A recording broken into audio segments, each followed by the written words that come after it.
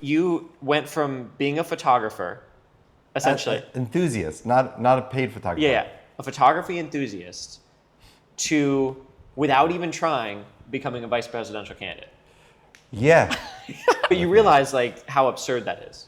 Yeah. No, How you it's accidentally completely absurd. became a candidate for vice president. Yeah. All right, we are here with Judd Weiss. Judd, you are a very interesting guy from all kinds of stuff. Running for vice president with John McAfee in 2016 to having Mike Tyson as your spokesperson for your company to having a successful commercial real estate practice to being on the cutting edge of psychedelics. Would you call it an analog of psilocybin? Is that what Metocin is? What is it? Yeah, it's similar in experience to psilocybin. Yeah. Virtually indistinguishable. Yeah. You've done so many interesting things. I think pretty much every successful entrepreneur I've ever met is hyper ADD. We'll start with you as a kid, or let's say late teenager. Never had a regular check after 17 at Cold Stones. I guess you learned sales, and you learned it the hard way, starting with selling knives door to door. Were you successful at that? Yeah, quickly successful, and I actually quickly dropped it because I didn't like it. Also, I didn't have a car, so I was taking the metro bus to appointments with a bag of knives. And anybody who's going to buy a $700 set of knives is going to be living up in the hills. So I'd be sweaty by the time I'd get to my appointments. And I was 16, actually. That was before even, I had like multiple odd jobs at that time. I'd be sweaty, go to appointments. I sold several homemaker sets, which were 700 something bucks, plus some others. Like I had some big juicy sales like right away within my first couple of weeks. The boss, the guy that was running the office, stopped everybody after I handed him my slips. And he says, "This kid has no car and he just outsold everybody. No excuses for anybody." My first entrepreneurial pursuit was before that, or roughly around the same time, selling LSD in high school. How did that work out for you? I was an enthusiast myself, so I was looking for good stuff. I found how to get a whole page of 100 tabs for like $100, and then I would sell those for $5. That was in the 90s. Right. I'd sell each one for $5, and I made a profit off of that. At the end of the day, I made no profit from the entire endeavor of selling LSD because I got ripped off a few times. I got ripped off even violently once. So you got like robbed. I got robbed, yeah, and beaten. Oh man. So like I had to learn. I fucked around and found out, and I found out wrong. When I was 17, I was kind of like a loner. I was wearing black. I bleached my hair. I was listening to like metal and industrial. And then LSD was absolutely a turning point in my life. But also the things I was reading. I picked up books that really changed my life. It was Nathaniel Branden that I felt like I grew a lot. Nathaniel Branden was a protege of Ayn Rand. Wait, seriously? Yeah, he was sleeping with her. Okay. She was 25 years older than him. Wow. It's a whole scandal. That's crazy. While they were both married. Okay. It's a whole scandal. Because she obviously wrote a very certain set of books. Yeah, and The Fountainhead and Atlas Shrugged. Exactly. And then Nathaniel Branden wrote, I saw The 6 Pillars of Self-Esteem is his most popular one. Right. Yeah. His first book was Psychology of Self-Esteem. And it was really actually a philosophy book that came from right after he split with Ayn Rand, and it had a lot of those objectivist roots. But then he definitely went in a different direction. He's known as the father of the self-esteem movement. When he was writing these books in the 50s, nobody was talking about it. It was just not a discussion. Like with musicians, he's not the arena rock artist, but he's the arena rock artist's inspiration. So these like self-help gurus are all inspired by him. He's a rock star in that circle. He never was a massive mainstream success, although he was somewhat of a mainstream success. What happened to the self-esteem movement where it became like blowing kisses to yourself in the mirror and talking about affirmations, that's not him at all. That's kind of the opposite. So what's he about?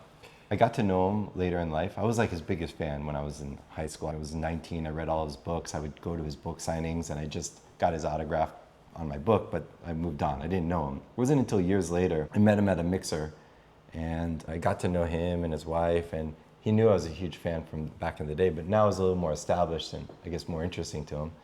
And I met him in a more comfortable setting. I started becoming friends, and like when he stopped driving, I started giving him rides around the city, pick up his dry clean, random errands and stuff. Saw that, yeah. And I really got to know him, and I told him one time that the word self-esteem is in pretty much every book that he writes, but it's bullshit. He's not teaching people about self-esteem, and he never really quite was. He's teaching people how to improve their lives, and as a consequence of that actual legitimate improvement, they esteem themselves higher. So he's not improving the self-esteem. It's like the underlying foundation that, and the self-esteem is like a second order metric of improving the foundation. Yeah. Yeah. It's the consequence. It's your reflection. It's your estimation. Your esteem of yourself is higher if you've improved yourself in these areas. He smiled and he liked that because I genuinely understood his work to say that, where that's not the case with the modern self-esteem movement, which is more about trying to just tell yourself that you are incredible and you can and you all of this. Well, that's good intentions. There's nothing wrong with that. Doesn't mean anything without action. So you're just creating kind of a crisis. If you don't actually act and do and actually improve, then you're telling yourself a lot of things that aren't backed up by anything. And actually the opposite. And then you internally know that you're lying to yourself. Yeah. At some point you'll see you got a hole there. If you had to summarize just really quickly the top advice from him or what you learned, what would that be? Well, his magnum opus was the 6 pillars of self-esteem. And then he wrote books that focus on each one. And I think, if I remember off the top of my head, there's living consciously, living with integrity, taking responsibility, asserting yourself, radical acceptance, and also living productively. Great memory off the top of your head. You encountered his work and LSD at pivotal moments in your life, right? Yeah. You know, later teenage years. And I'm imagining that those two things together consolidate and helped really get you hustling off on the right foot when you were early on in making money, right? You mentioned you made your first $1 million at 24 and bought this house. What made you the most money then in terms of when you were first starting? And then tell me about how that turned into like a really successful commercial real estate career. Can you walk me through kind of that early sort of entrepreneurial origin story?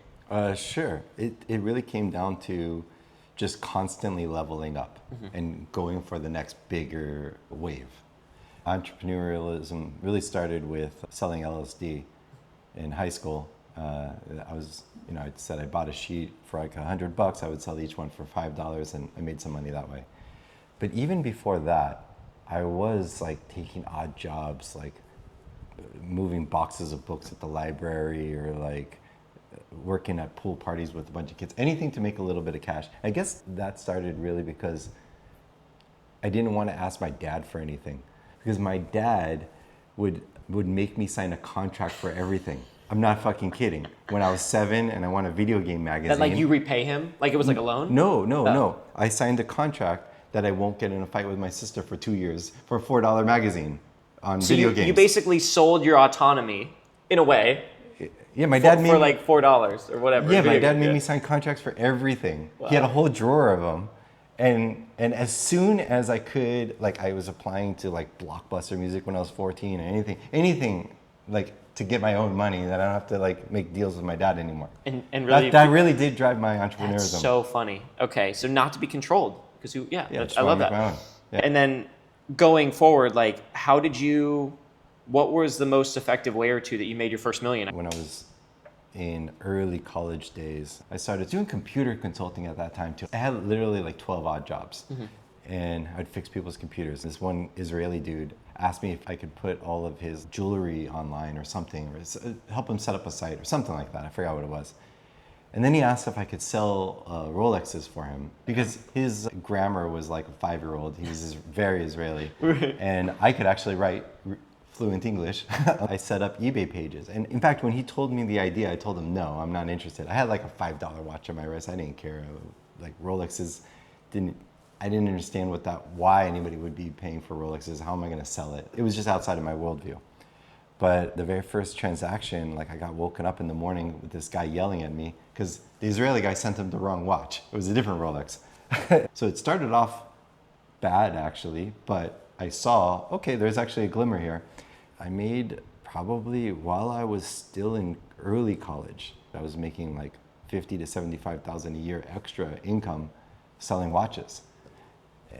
And I was just focus on that more. I felt like, Wait, I'm sorry, in profit? yeah, I know what his costs were, and we would split it 50-50, the margin on it. And so I actually didn't even pay for those watches. That was him. But I would sell it, and we would split the profit on that. And it was great because sometimes it's like $1,000. So I'd make 300 here, 500 there, sometimes $800. And I had money to travel while I was in early college. So it was like decent cash. I started to understand the motivations behind Rolex buyers, which was really interesting because I didn't get it at all. I learned some sales. I learned how to navigate problems with high dollar value items, which I didn't know how to do. I read about you being very successful in the commercial real estate space, and so I'm curious, how did you get into that? And then like, how successful are we talking? I saw you were one of like the biggest brokers nationwide. And then what happened eventually when you went off on your own? I moved into commercial real estate, which did not sound exciting to me at all. Commercial real estate was extremely exciting. These characters in the space are characters.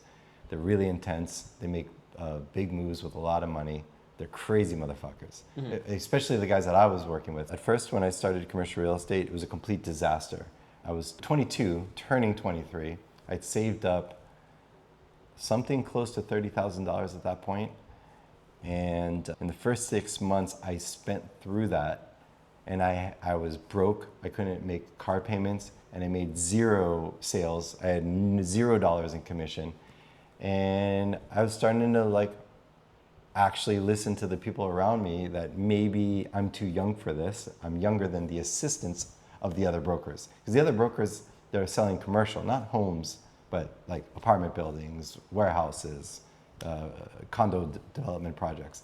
Those guys are like at least in their 30s, if not 40s, 50s, 60s. They have 20 years of networking behind them. So how'd you even get a start in commercial real estate if you're that young? I was like way out of place. And I couldn't close a sale. How'd you even get the opportunity to get in the door? Like, was it like a friend or a contact, or you apply for a job, or like what happened? I did start working with a friend, but we parted ways. I just kind of like forced it. So I was like, back then there was still properties listed in the newspaper, the LA Times. And I literally would call up every property, get the information, make a sales setup sheet on my template with my name on it, and start calling owners that own property in the areas and tell them that I've got a building around the corner from your building. I just got them interested. There's like agents that will just cold call endlessly. Are you interested in selling your property? No. Are you interested in selling your property? No. And nobody will talk to them. Even if they are interested in selling their property, they're not interested in talking to some random dude that just called them about it. I saw these persistent guys that were getting nowhere, and you have to give to get. What do they like? Investments. So I said, hi, I've got a 16 unit around the corner from your property. And they'd start asking me questions because they're not interested in the property. They don't know anything. They're interested in constantly evaluating their net worth. They want to know what's around the corner for sale. That's all. But I said it in such a way that they start asking me questions. Now, I'm not forcing a conversation. You weren't saying, do you want to buy? You were just making them aware of this property being for sale. I wasn't the listing broker. I didn't have a listing. Yeah. I knew a property for sale around the corner from them. And that's how I got my initial book of interested people that will talk to me. That's amazing. That's so funny. Yeah. So you didn't even have anything to sell yourself. You're not handed, hey, manage these listings. No, I'm not. Okay. So I was unaware of that. Yeah, that's fascinating. It would be smarter and faster to just be an assistant to an established broker. I was on my own. And the assistants were usually older than me. I'm 22, turning 23. It's ridiculous that this kid is going to be representing the $6 million property. I'll just say, the first 6 months, I made 0. Mm-hmm. The next 6 months, I made $100,000. The next year, I was in the top 10 in the state of California, top 20 in the world at RE/MAX Commercial. And the year after that, I was number 18 in the world at RE/MAX Commercial. And so I was just very fucking aggressive. I was 25 when I was in the top 10, and I'm 26 when I was in the top 18. And you said early on, or maybe just in general, you worked with some of the craziest people. Yeah. Give me an example. What does that even mean? I hear your question. Let me get to it for 1 second. So 6 months in, I almost gave up because I didn't have anything to show for myself, and I couldn't even make my car payments. I had a little bit of savings for my age, and now I have nothing. I'm starting to question, maybe I'm not appropriate for this space. Maybe I can't do well here.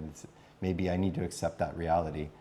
And then the next 6 months, I made a lot of money. What I learned from that is, they say it's always darkest before the dawn. I did have successes that I didn't recognize as successes. I had deals slipping through my fingers. Whereas when I started, I didn't have that. So I was on the verge of actually breaking through. But the fact that I still didn't have anything that entire time, my metric was still 0, I was starting to feel like I can't do this. Yeah. But I had deals that were getting closer. I had a better understanding of how to navigate these people. I had things cooking, nothing was working out, but I can now hold a conversation with somebody in the space. When I started, I couldn't. Like, they just hang up on me real quick. These guys are worth a few $100 million. They're intense. They look at you, speak, and make sure it's all signal, no noise. Or they're never gonna talk to you again, literally. And I learned how to navigate that. And I closed a few deals eventually, and I was starting to learn how to get there. But it was when I connected with these like crazy Israeli developers that I really took off. Because these guys tolerated that I was very rough around the edges, because they liked that I was so fucking aggressive. I became kind of their secret weapon. Whatever it was, I will do anything. I won't sleep, I don't eat, I will just make sure I get this shit done. That's what they wanted. Developers are the craziest, ballsiest players in the entire real estate place in the game, because they're just like bleeding, and then payday. And sometimes the market shifts and they miss the payday, and then they're just fucked. So they're big gamblers, really. They're gamblers, but they're not just playing slots. They're targeted. They are gambling on the real estate market to some extent, but they're also like, if you don't know what you're doing, you're going to lose your shirt. Basically, I would help get these like 3-unit, 4-unit buildings all together to be torn down, 8-lot wide condo community complex that they would build. And the name of the game was contiguous. So 2 lots contiguous was worth at least 1.5 times those 2 lots separate. So the more I could get contiguous, the more options they have, the more parking, the less the side yards encroach on the entire space. They can do with bigger lots. I would do these lot assemblages. And it took me like 1.5 years to get the Pico and Roxbury thing together. It's all along Roxbury. It took me 1.5 years to get these owners to agree to sell. They would tell me, don't ever fucking call me again, and hang up on me. And then I would just show up at their office with an offer anyway, after they swore at me. It's like some mix of puppy dog and bulldog. So I was very polite and pleasant, but I was taking really bold moves, very aggressive moves. Right. Every time I did that, where they were just shocked that I was actually there after they swore at me, and they're not interested, don't ever call again. Every time I did that, they would take a look. I just absolutely violated their boundaries. And if I'm going to violate their boundary, I'm only going to do it if I'm certain they're going to be grateful that I did. I've got something for you. You've got to just take a look at it. You don't have to agree to anything. And then I get those deals closed, because this is a good situation for them. They got a 4-unit building in that area. It's cash flowing a certain amount. I'm going to move them out, 1031 exchange, into a 14-unit building in the valley.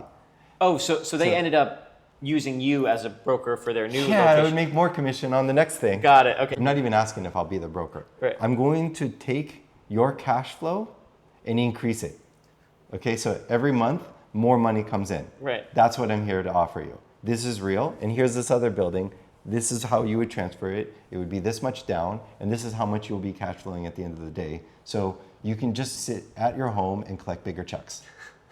Every month, there's a larger check on a bigger property. It's not a 4-unit, it's a 14-unit in the valley.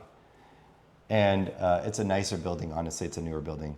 And you were able to create that value because of these adjoining units.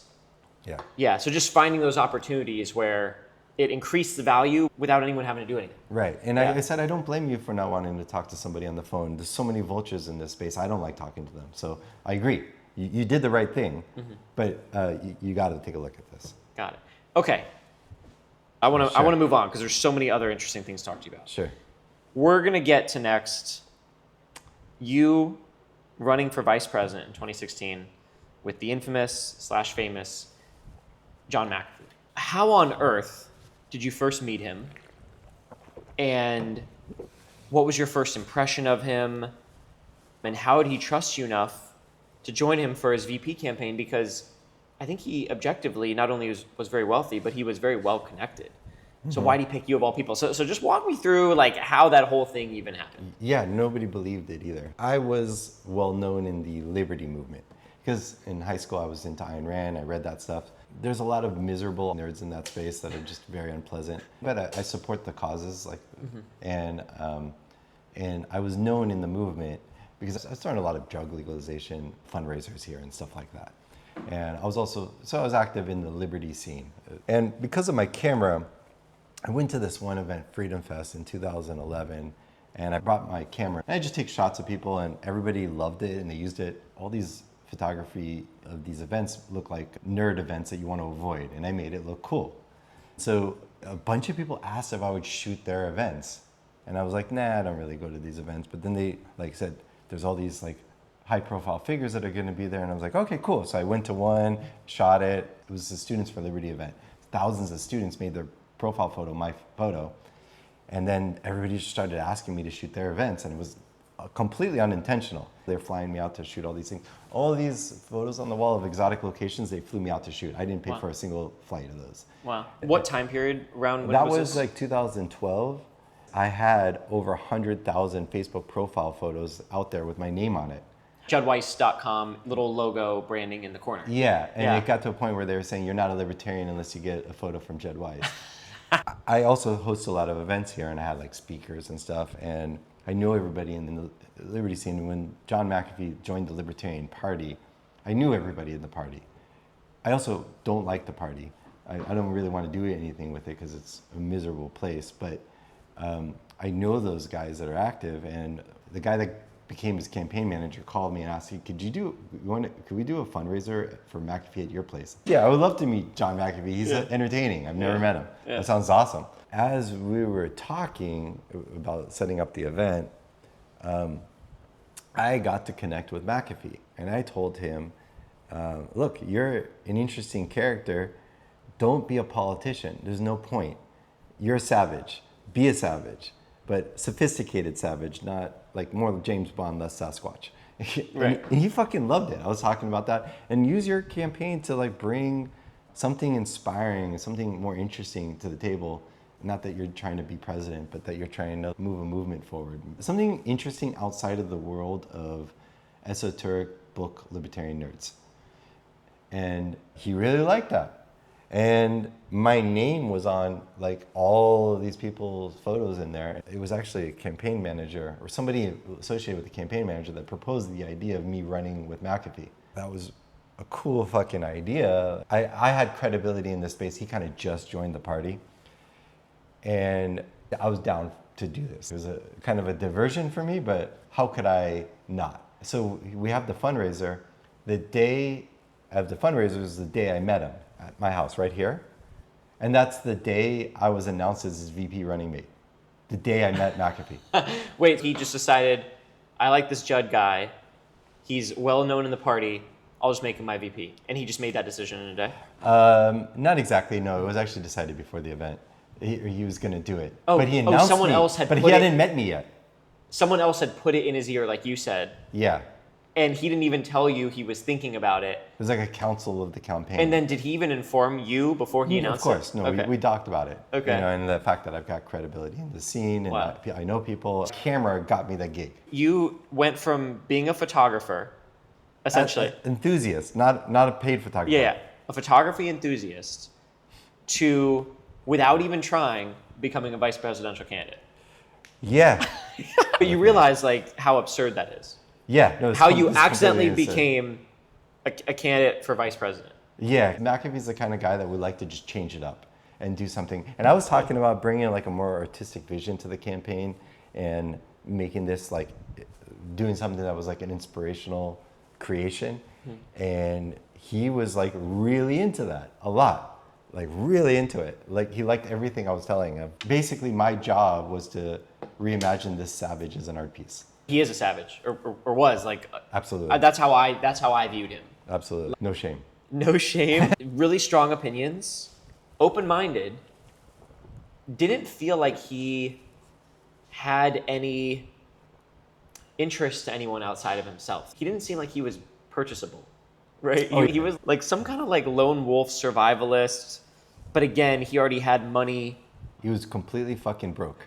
He People was? don't know that. Tell me about this. Yeah. Tell me, how was he broke? 'Cause I loaned him $1,600 because he needed it. I'm not even kidding. Did he ever pay back? Paid me in 3 days, but still. Gave him his first crypto, his first Bitcoin. He never had Bitcoin before. I told him, download the blockchain info wallet. I'm going to send you some Bitcoin right now. You need to have this. Then he became Mr. Shitcoin, pumping a new shitcoin every week. And I had really? nothing to do with Wait, that. what did he sell McAfee for, the software company? So he sold out of McAfee antivirus in 97, before the internet even really picked up. It was early days. Oh. For $100 million. He lived a rich man's life. He had his own private jet. He had like massive estate in Colorado, like massive like hills. And So did he just like overspend? he decided to fire sell everything in the States and move to Belize. And he has an affinity for the local prostitutes, and he starts living with like 7 or 8 of them or 9 of them. I think more than one tried to kill him and take his money or something shit like that. So that's crazy. His side of the story that he tells me was that a politician over there asked him if he would donate to his campaign. And it was actually a great financially positive deal that included waterfront property and a whole bunch of things for that donation. And McAfee just didn't want to be a part of it, so he politely refused and said no thank you. And then 47 anti-gang suppression unit soldiers raided his compound, broke open doors with axes that were unlocked, pulled him out of bed naked, had him handcuffed out in the sun for 14 hours, shot his dog dead in front of his eyes. It was just a very traumatic experience. And then the politician that had originally asked him for a donation shows up, gets everybody out of there, apologizes profusely to McAfee and said he's sorry, this has been a total misunderstanding, and then asked him if he would reconsider his donation. And then McAfee just rapidly escalated things from there. Went to the news, went to the media. This is in 2012, like I think April. They're saying they were looking for drugs. They didn't find anything, so that's true. But they're saying he's bonkers, and maybe he is, I don't know. He's definitely paranoid that people are following him and whatnot. Then he tells me he finds out his neighbor was shot dead, execution style, in the back of his head. And McAfee tells me that he believes these cops shot the wrong gringo. But he gets the fuck out of there and escapes through the jungles of Belize into Guatemala, and there's a manhunt for him. They're saying they want him for questioning in the murder of the neighbor. And he's just like, his neighbor got shot and he wants to get the fuck out of here. So there's a difference of story there. You never quite know exactly what to believe with Mac. His favorite pastime was like sitting up all night thinking about all sorts of shit that he's going to tell to journalists. But he gets to Guatemala and he does a Vice TV interview, and apparently they forgot to scrub the metadata from a photo that they took, and they found out, and the authorities found out where he was in Guatemala and arrested him. And he was about to get returned to Belize, but then he faked a heart attack, completely faked it, and went to the hospital and gave enough time for his attorneys to say, no, he's a US national, he needs to be brought to the States. In any case, he comes back to the States broke, from 100 million to nothing. In fact, he put his property, later, to jump ahead for a second, he put his property up for sale in Belize. Nothing happened to his other neighbors' homes, but his burned to the ground. It was like a clear signal. Yeah. When they ask you for a donation, you pay. That's McAfee's side of the story. But anyway, I'm jumping ahead. So he really was broke. I believe, I know his bodyguard, I think that it was his future bodyguard, gave him like $20,000 that he had. So he had like maybe 20 grand that he eventually got soon after, but he was literally broke from 100 million to nothing. And he, what was the timeline of this when he linked up with you for? Oh, that was 2012. That's way before me. McAfee's dropped off in Florida, broke from the US government. They give him a plane ride there. He's walking, he just arrived. He's literally walking down the street, and a prostitute asks if he'd like a blowjob. And he marries her. Not immediately, but that's Janice. He apparently even confronted her pimp and everything, like it was a whole thing. It just kind of shows you he can be very impulsive. And what's the craziest story that you have with him that maybe we didn't hear in the news or whatever, or anecdote, or? ridiculous I thing. mean, the campaign was like a couple months. Right. I came on, I was announced here in this room. It was announced on March 31st. The next day was April Fool's. I literally couldn't say anything because everybody thought it was an April Fool's joke. So April 2nd was when they found out I wasn't actually joking. This is real. So it started off like a joke. He was already decided to run. I came in with him. And I was like, how cool is that? I'm going to run with McAfee. I can't pass that up. I'm going to take that opportunity. It sounds like an awesome adventure. The reality of it was like I was airdropped into the Hunger Games. Because like politics is just such a miserable space. We were running in the primary. So this was from March 31st until the primary, I think, was in June. Actually, so it was like a 3-month period. Another thing about Gary Johnson ended up being the candidate, right? Gary Johnson yeah, was the 'cause I remember candidate. that. We were, I think, like 44 votes from the nomination. Just normal. Delegates at the convention. McAfee and I would have been in the middle of that shit with Hillary and Trump. And I'm not mad about it because I was already way over my head. We had some really interesting plans that I wish we had the opportunity to do it, but I'm not mad at all. Like, I was already over my head. Do you have one really crazy anecdote or story about what it was like for those 3 months running with him? So basically, McAfee is just posting troll stuff online while we're in the middle of On like Twitter, everything. He had this picture he posted on Facebook of him in his boxers holding a shotgun next to his wife in her underwear holding a shotgun in front of a green screen. And he told people to replace this image with something else and post it. I told them, I'm having an issue with these delegates. They're saying we're not serious. And he's like, did you see all the postings we got on that, the activity? I was like, I'm not against all that. I never told them what to do. I just said, it's been up, pinned for the last 2 weeks. Could you just please unpin it? What did he say? And then he did. And that was literally the only thing I ever asked of him. Wow. During the campaign. One time we were at a hotel room. He was like really kind of hostile with reporters. He grabbed this one reporter by the collar and drags him to the bathroom and says, before you ask me a bunch of questions, I want you to look in the mirror and ask yourself some questions. That's how that was with him. I guess just a final question on him. When all is said and done, let's say post-campaign, I don't know, he lived, when did he either get killed or whatever happened? A few years ago. From that like final time period in his life, let's say that final 5 years or so, based on what you know about him, do you think he was telling the truth about having incriminating information on the government or these different kinds of conspiracy theories he floated? Because obviously you said he pumped a lot of shit coins. What was your final estimation of what he claimed was true about the government and the state of the world? Oh, honestly, I have no idea how much was true. What I do know is his favorite pastime was bullshitting journalists. He would love to manufacture these headlines. Like, he got arrested for a DUI. He took some prescription Xanax. It was all it was. And then he told the reporters who checked in that he was in a shootout with the police. And he's got a headline about being in a shootout with police. And then we got those headlines. After the campaign, soon after, there was a movie that was going to be made called King of the Jungle with Johnny Depp cast as John McAfee. Oh my which God. is like perfect casting. Perfect. It was right in the middle of the meltdown with Amber Heard. And that movie never got made. So thank you for filling me in on John McAfee. Yeah. I want to get to what you're working on now. Sure. So firstly, hold up this elaborate jar of white powder you got. We have Metocin.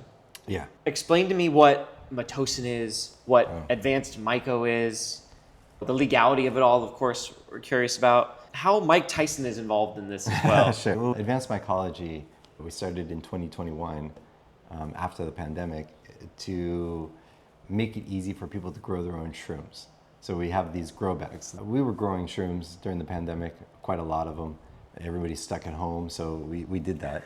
COVID birthed the idea to grow shrooms in like decent quantity, and we got very good at it. Shrooms are great, I love shrooms, but growing shrooms actually sucks. You're sterilizing things, you burn yourself, there's a lot of spraying solvents and isopropyl alcohol, and it doesn't smell good. You're trying to like create a sterile environment for nothing to compete with your precious, specific mycelium you want to grow. Really, it was influenced by a powerful quote from Steve Jobs, where in the 80s, he said the problem with the computer industry is that computers are complicated. We're expecting our customers to learn how to program a computer in order to operate them. And the entire purpose of Apple is to remove that complication so people can just use those computers to do those amazing things. And that was an inspiration. So I was like, well, we're just religiously devoted to simplicity. And we wanted to do all the hard work to make it very easy. And what we created was the first product that pulled growing shrooms out of the hydro grow stores and into display cases and strip malls in like retail product, where it's just inject it and put it on your coffee table and watch it like a chia pet. We created a sterile clean room in a bag that's breathable and sealed. We're selling liquid culture, genetics. Those are the apps, and the grow bag is like the computer. Or like, it's like the Xbox and the games. You pick what you want to install. And then how on earth did Mike Tyson get involved? And how'd you even get him involved? Well, we came to Champ's Trade Show. Champ's Trade Show is the biggest head shop trade show in the world. We went to the trade show, and our little 10 by 10 booth blew up because there was no mycology anything. There was no mushroom anything in head shops. And we presented an easy way to grow shrooms. And I learned I just found a line that resonated was, do you think customers coming in your shop would be excited to see they can grow their own shrooms? And at that time they were like, yeah. I said, well, buy a case of 12, try it out. And as you sell those, you buy 4 cases, you get a bigger discount. Just like that. We got into 700 shops that way. Wow. Around the country. The trade shows were everything without even marketing. And then what is your relationship with Mike Tyson? How did you get involved? So we were the first to market with like a mushroom grow bag that was out there, had traction. We had like 12 knockoffs come later, but we were the most established. My partner in this was actually Big Mike. So Advanced Mycology is like a separate but sister company to Advanced Nutrients, which is the biggest cannabis nutrient company in the world. They're in every single hydro store in North America and Europe. So you're not part of that company, but you said your business partner? Yeah, Big Mike. He's a character in the cannabis space. Okay. He's a legend for cannabis growers. He's been a great partner, and he opened up his infrastructure to us. He had like 120,000 square foot fulfillment center, and they were doing our fulfillment, and like his infrastructure was very valuable. So how'd you get involved with Big Mike? How'd you pitch him this deal? Why would he want to help you? I was his hookup for his favorite shrooms. Okay. and I told him, I've got an idea you're gonna like. That's it. And we're sitting right here in this exact spot in these chairs at this table. I told him about we're gonna make the personal computer of growing mushrooms. You mean the Mac? Basically. The Mac of growing mushrooms. And he said, I love it. Let's get this to market. So you're basically the Steve Jobs of growing mushrooms. That's how he introduces me to people. It's cool. Still? Still, yeah. So okay, and then again, how did Mike Tyson get involved? So that came through Big Mike. Okay. He's been on his podcast. Big Mike is a celebrity in the cannabis space. Mike Tyson has gotten into the cannabis space. So they know each other. Mike Tyson doesn't have any psychedelic related product, but he keeps talking about mushrooms. He's licensed out with a bunch of cannabis related brands and vape brands and stuff like that. So he liked the idea of having a psychedelic related product. And so we had that 2-pound grow bag. It was in a blue box, and we just basically changed it to this kind of color swirl with Tyson on the front, and same exact product, but now we're paying them royalties on it. He came to our booths at the trade show, and we grew out what he injected. It just grows on its own, but we gave him the fruit dried, and we said, you grew this? And he's like telling his crew, I grew this, and he's like eating them like chips, and they're like, dude, you got a Forbes interview in a half an hour. He just doesn't fucking care. He's such a savage. Yeah, do you know him well? No. Okay, because he is definitely a fascinating character that I'd love to get to know. He's so kind and humble to us. Yeah. He says, I'm so grateful to work with you. I really appreciate this. And I'm like, dude, it's fucking Mike Tyson. He doesn't have a big egoic head or whatever. He seems like a very like soft-spoken, gentle guy, which is the great irony. Unless you piss him off. It's very polarized, like one or the other, definitely. He is so gracious with us. He was so cool. Yeah. I like him a lot. And then explain the Metocin. So the mushroom grow bags, that's the easiest way for people to grow their own shrooms. But you gotta wait 4 to 8 weeks. Our devotion was to simplicity. Efficiency and quality is like our 3 North Stars. We didn't want to like fight the laws. You don't want to I don't want to yell at the mountain to move. I just want to go around. So we sell soil and plastic. That's not illegal. There's no psilocybin present in our liquid culture. It doesn't produce psilocybin at that point. So no one's in possession of anything. we got into a bunch of shops. I was wondering about the legality. Yeah, so it's soil and plastic. Like you can sell it. It's like what the customer chooses to do is on them, and it's such a small amount. But frankly, these other compounds are a more efficient way to get a very similar experience. You don't have to wait 4 to 8 weeks. You can just consume it right away when you leave the shop, or that night, or whenever you choose. My mission really is about making the meaningful power of mushrooms more accessible. And that meaningful power doesn't actually have to come from the mushroom itself. It can come from very similar compounds. I'm a psychonaut. I've been for a long time, and I've gone down the rabbit holes, and I find out what's suitable to bring back to the masses. And so that's what Metocin is. Our grow bags, I was bleeding edge in this space, meaning I had to learn what it takes to bring a consumer focused product to market, not a grower focused product, a consumer focused product to market in that space, which means if you want to live bleeding edge, which is what's next and what's exciting, you have to resign yourself to and accept being a professional rookie.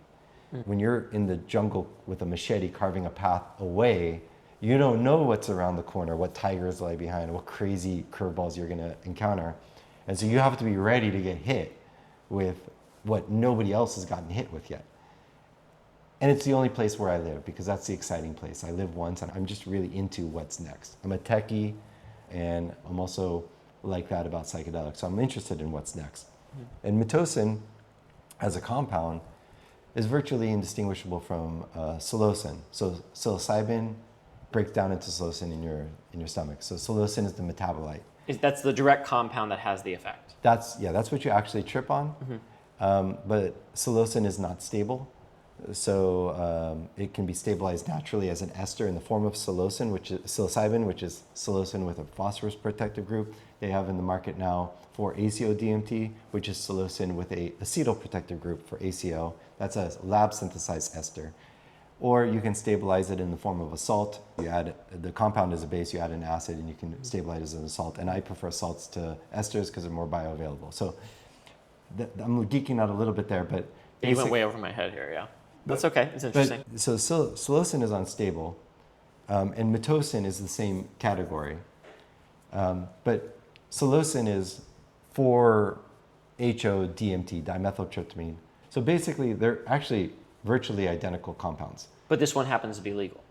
This one happens to not be scheduled, and because of that, no one has to have the anxiety around being in possession of anything. But I'm not interested in offering unscheduled analogs. I'm interested in offering superior alternatives that also happen to be unscheduled. So this compound, in my opinion, is superior to psilocybin. So psilocybin comes from fruit. This is virtually indistinguishable, but slightly closer to really good LSD. It's stronger visuals at higher doses, but remarkably clear headspace, which I think is better for transcendental and for microdose. It's just shockingly clear. It is more visual. So if you're taking a strong dose, if you can type through the fractals on your phone, what you write is remarkably clear-headed. Right. Shockingly so. We've got Zoom, chewable tablets. And so you told me previously, one of these is a pretty good effect. Two is like a good dose. So this is a jar of chewable tablets. Each is equivalent to a half gram of shrooms, each tablet. There's 10 tablets in here. One you can run your company on. Right. Two is not light, but it's still social. Will the visuals kick in at 1 gram? Possibly. Like what's like a strong, like if you want like a serious revelation, I don't know, is that like 5? Well, once you get to like 4 tablets, that's not very social anymore. That starts to get trippy. And like inward as well? A little bit more, yeah. Okay. But then it's 6 or 7 tablets is what I'm most passionate about. But at that point, it's deep transcendental, and I recommend no voices around at all to pull you out of it. Yeah. So that's what people are writing online about that changed their life. It's like overwhelming. 6 or 7 tablets at once, all at once. And you said chewable. They're chewable. Okay. Yeah, and you can actually modify your experience a little bit because Metocin is the metabolite, so it's more bioavailable. So the onset It's like lemon teching. I don't know if you know what that is, but it's soaking your shrooms in lemon juice. I've heard of this, yeah. And it breaks the psilocybin down into psilocin, so that the shrooms hit in 15 minutes instead of 45 minutes. And it's also shorter.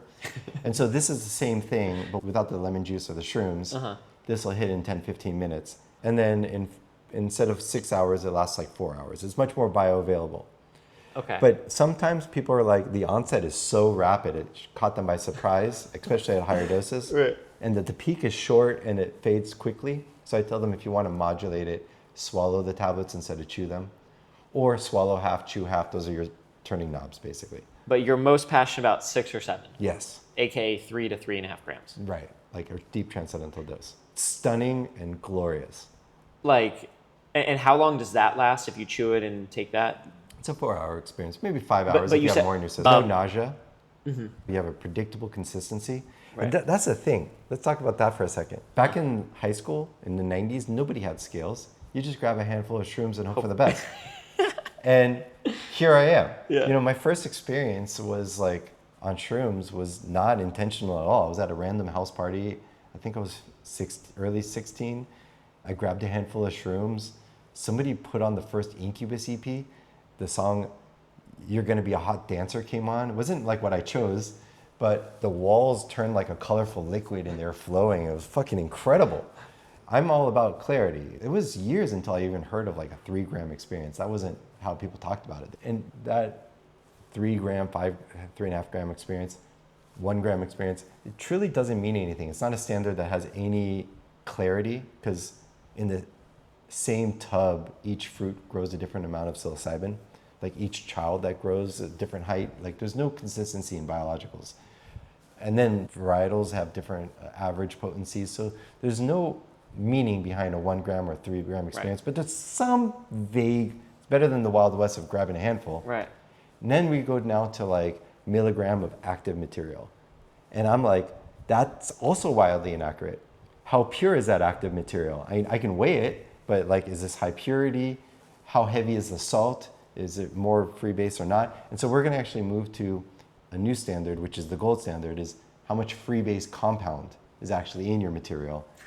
How much free base compound is delivered is actually the true gold standard. We're setting that as our new standard. Nobody's done that before. So that, once people start adopting that as a standard, then you can really accurately judge things between brands and products, which doesn't exist right now. So that's what's coming next. Amazing.